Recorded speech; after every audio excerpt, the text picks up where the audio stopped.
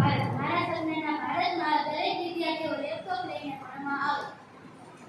મારા સપનાના ભારતમાં જો દરેક વિદ્યાર્થી લેપટોપ લઈને જશે તો દરરોજ લેપટોપના સંચાલનથી તેમની આંખોને નુકસાન થશે અને જો તે પુસ્તકો લઈને જશે તો તેમને ભારતની સંસ્કૃતિનું વધારે જ્ઞાન મળશે. મારા સપનાના ભારતમાં લોકો ઇન્ટરનેટનો ઉપયોગ કરતા હશે. મારા સપનાના ભારતમાં જો દરેક વ્યક્તિ ઇન્ટરનેટનો ઉપયોગ ન કરે તો સારું, કારણ કે ઇન્ટરનેટના ટાવરમાંથી નીકળતા તરંગોને કારણે પક્ષીઓને નુકસાન થાય છે. મારા સપનાના ભારતમાં ઈસરો એટલું વિકસિત થઈ ગયું હશે કે ચંદ્ર ઉપર પણ લોકો રહેવા જતા હશે. મારા સપનાના ભારતમાં ઈસરો એટલું વિકસિત થઈ ગયું હોય તો સારું, પણ જો લોકો ચંદ્ર પર રહેવા જશે તો ત્યાં જવાનો ખર્ચો પણ વધી જશે અને દેખાદેખીનું ચલણ પણ વધશે. મારા સપનાના ભારતમાં ભારત એટલું જ પ્રખ્યાત હશે. મારા સપનાના ભારતમાં જો ભારત એટલું પ્રખ્યાત હશે કે વિદેશથી ત્યાં લોકો રહેવા આવે તો વસ્તી વધારો થશે, જેનાથી જળગર્મી થશે. મારા સપનાના ભારતમાં સ્કૂલો એટલી પ્રખ્યાત હશે કે ત્યાં રોબોટ ભણાવવા આવશે. મારા સપનાના ભારતમાં જો સ્કૂલો એટલી પ્રખ્યાત હશે કે ત્યાં રોબોટ ભણાવશે તો કોઈ વ્યક્તિને શિક્ષકની નોકરી નહીં મળે.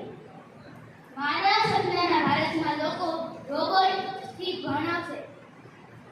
મારા સપનાના ભારતમાં લોકો રોબોટથી ભણાવશે તો કોઈ વ્યક્તિને શિક્ષકની નોકરી નહીં મળે અને બેરોજગારી વધશે. મારા સપનાના ભારતમાં બિલ્ડિંગો એટલી ખૂબ જ મોટી હશે. મારા સપનાના ભારતમાં જો દરેક જગ્યાએ બિલ્ડિંગ્સ હશે તો ખેતી માટે જમીન મળશે નહીં અને ભારતને અનાજ, શાકભાજી અને ફળો માટે બીજા દેશ પર આધાર રાખવો પડશે. મારા દેશમાં ફેક્ટરીઓ એટલી જ મોટી હશે કે ત્યાં લોકોને મજૂરી મળી રહેશે. મારા સપનાના ભારતમાં જો ફેક્ટરીઓ એટલી બધી હશે તો તેમાંથી નીકળતા ધુમાડાને કારણે પ્રદૂષણ થશે. મારા સપનાના ભારતમાં રાજસ્થાન જેવા રાજ્યોમાં દૂર દૂર સુધી પાણી ભરવા ન જવું પડે તેથી સરકાર ત્યાં પાણીની પાઇપલાઇનો નાખશે. મારા સપનાના ભારતમાં જો રાજસ્થાન જેવા ગરમ દેશોમાં પણ પાણીની પાઇપો નાખવામાં આવશે તો તે પાણીનો વધારે બગાડ કરશે અને પાણીનું મૂલ્ય સમજશે નહીં. મારા સપનાના ભારતમાં શાળાઓમાં દરેક વર્ગખંડમાં એસી નાખવાનો હશે, કારણ કે વિદ્યાર્થીઓને ગરમીમાં રાહત મળશે. મારા સપનાના ભારતમાં જો શાળાઓમાં દરેક વર્ગખંડમાં એસી નાખવામાં આવશે તો તેનાથી વીજળીનો પણ ખૂબ બગાડ થશે અને વધારે એસીમાં રહેવાથી તેમના સ્વાસ્થ્ય પર પણ અસર થશે.